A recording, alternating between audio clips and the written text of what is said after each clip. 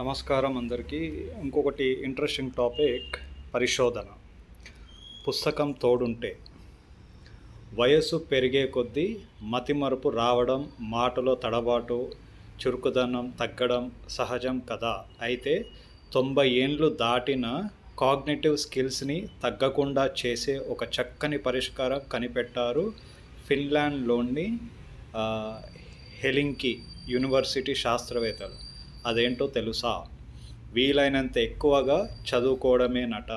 అవును, చదువు వృద్ధాప్యంలో మెదడు పనితీరు మందగించకుండా చేసే ఒక రక్షణ కవచంలా ఉంటుందంట.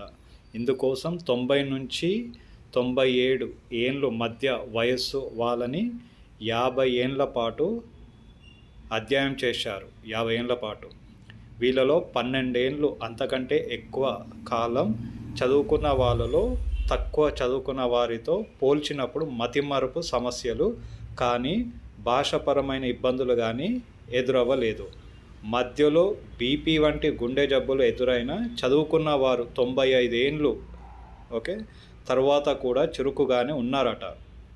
95 ఏండ్ల తర్వాత కూడా ఒక నిమిషంలో వేగంగా సమాధానాలు కోరే సెమాంటిక్ ఫ్లూయెన్సీ టెస్ట్ చెప్పిన విషయంలో ఎన్ని పదాలు గుర్తు పెట్టుకున్నారో తేల్చే ఇమీడియట్ రీకాల్ టెస్ట్ వంటి వాటిని పెట్టినప్పుడు ఎక్కువ కాలం చదువుకున్న వాళ్ళు చురుగ్గా ఉంటూ మెరుగైన ఫలితాలని చూపించారట. అందుకే వయస్సుతో సంబంధం లేకుండా ఏదో ఒక పుస్తకాన్ని చేతపడితే వృద్ధాప్యం సమస్యల్ని జయించడం తేలిక అంటున్నారు శాస్త్రవేత్తలు.